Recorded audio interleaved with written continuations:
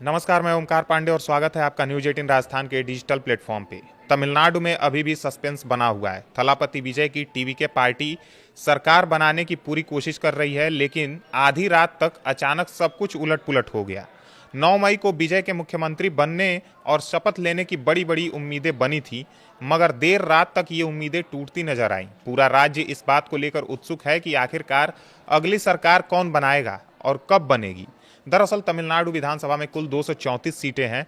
सरकार बनाने के लिए कम से कम 118 सीटों का बहुमत चाहिए होता है। थलापति विजय की पार्टी तमिलागा वेट्री कजगम यानी टीवीके ने चुनाव में 108 सीटें जीती हैं। विजय खुद 2 सीटों से जीते हैं, पेराम्बूर और तिरुचिरापल्ली ईस्ट, लेकिन एक विधायक के रूप में उन्होंने एक सीट उन्हें छोड़नी पड़ेगी। इसलिए टीवीके की असली ताकत 107 सीटों की हो गई है। बहुमत के लिए उन्हें बाहर से और समर्थन की जरूरत है। ये आंकड़े दिखाते हैं कि टीवीके सबसे बड़ी पार्टी तो बन गई, लेकिन अकेले सरकार बनाने के लायक नहीं है। कांग्रेस ने अपने 5 विधायकों के साथ टीवीके को समर्थन दे दिया। कम्युनिस्ट पार्टी ऑफ इंडिया यानी सीपीआई और सीपीआईएम ने भी 2-2 विधायकों का बिना किसी शर्त के समर्थन का ऐलान कर दिया। यानी इन चारों कम्युनिस्ट और कांग्रेस के समर्थन से कुल 112 से 113 का आंकड़ा पहुंच गया था। कुछ देर के लिए लग रहा था कि विदुथलय चिरुथैगल काची यानी वीसीके और इंडियन यूनियन मुस्लिम लीग यानी आईयूएमएल भी साथ आ जाएंगे। विजय 3 बार राज्यपाल राजेंद्र विश्वनाथ आर्लेकर से मिल चुके थे। हर बार वे सरकार बनाने का दावा पेश करते रहे। उनके समर्थन में पूरे राज्य में जश्न मन रहा था। खबरें चल रही थी कि शनिवार यानी 10 मई को शपथ ग्रहण हो सकता है। टीवी के कार्यकर्ता राजभवन के बाहर इंतजार कर रहे थे और उत्साह से भरे हुए थे, लेकिन शुक्रवार देर रात अचानक पूरा खेल बिगड़ गया। आईयूएमएल ने साफ साफ कह दिया कि वो थलापति विजय को समर्थन नहीं देगी, वो डीएमके गठबंधन के साथ ही रहेगी। आईयूएमएल के नेताओं ने कहा कि हम पहले भी डीएमके के साथ थे, अब भी हैं और आगे भी रहेंगे।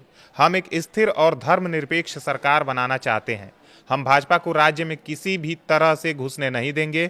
ये फैसला आते ही टीवीके के आंकड़े 116 या 117 तक पहुंच गए, लेकिन 118 का जादुई नंबर अभी भी अधूरा रह गया। वीसीके ने भी अपना फैसला टाल दिया। उन्होंने समर्थन देने के बदले कुछ कड़ी शर्तें रख दी। वीसीके के एक डिप्टी जनरल सेक्रेटरी और नवनिर्वाचित विधायक वन्नियारासु ने सोशल मीडिया पर पोस्ट करके सत्ता में हिस्सेदारी की मांग कर दी। उन्होंने लिखा कि समर्थन तो देंगे, लेकिन सरकार में हिस्सा भी चाहिए। अब विजय के पास 116 से 117 तक का आंकड़ा है, लेकिन बहुमत अभी भी 2 सीटों से दूर है। राज्यपाल ने अभी तक विजय को सरकार बनाने का औपचारिक न्योता नहीं दिया है, क्योंकि बहुमत साफ और पक्का नहीं दिख रहा है। टीवीके सबसे बड़ी पार्टी है, लेकिन छोटे दलों का समर्थन टिकाऊ नहीं लग रहा है। तमिलनाडु की राजनीति इन दिनों सांप सीढ़ी के खेल जैसी हो गई है। कभी बहुमत नजर आता है तो कभी छिन जाता है। विजय के कार्यकर्ता राजभवन के बाहर खड़े होकर इंतजार कर रहे थे, लेकिन रात ढलते ढलते निराशा छा गई। अब सबकी नजरें इस बात पर टिकी हैं कि अगले कुछ घंटों या दिनों में क्या होता है।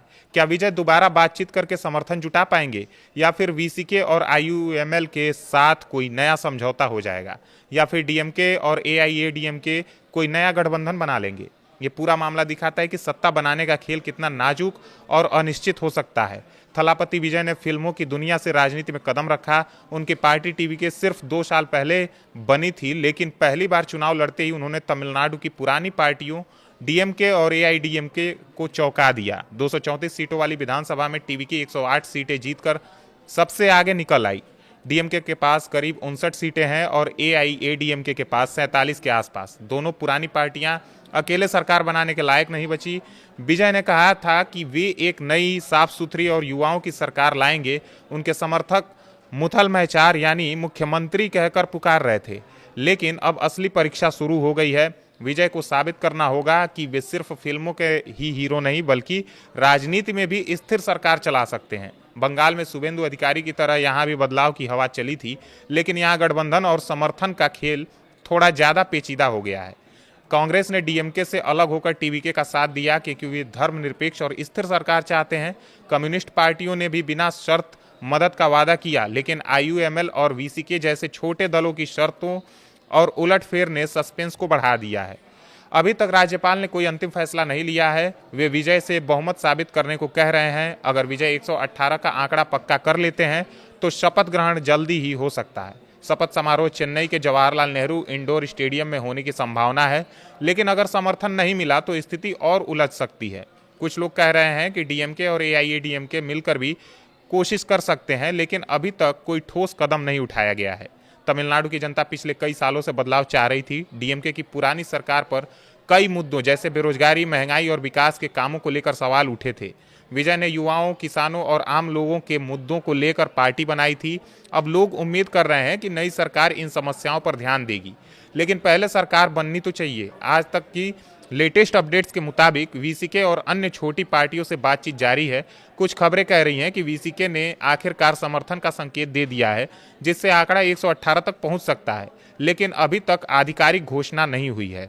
टीवीके के अंदरूनी सूत्र बता रहे हैं कि अगले 24 से 48 घंटों में फैसला हो सकता है। कार्यकर्ता अभी भी उम्मीद में है। पूरा तमिलनाडु इस सस्पेंस को देख रहा है। ये सिर्फ एक पार्टी का शपथ ग्रहण नहीं है, ये तमिलनाडु की राजनीति में एक नई शुरुआत हो सकती है। थलापति विजय ने फिल्मी स्टार से नेता बनने तक का सफर तय किया है। अब देखना है कि वे इस चुनौती को कैसे पार करते हैं। अगर सरकार बन गई तो ये 1967 के बाद पहली बार होगा जब डीएमके या एआईएडीएमके के अलावा कोई और पार्टी राज्य चला रही होगी। लोग उत्सुक हैं, कुछ खुश हैं तो कुछ अपनी पुरानी पार्टियों के समर्थक निराश भी हैं, लेकिन ज़्यादातर जनता नई सरकार से अच्छे बदलाव की उम्मीद लगाए बैठी है। अभी सब कुछ घंटों के इंतजार पर टिका है।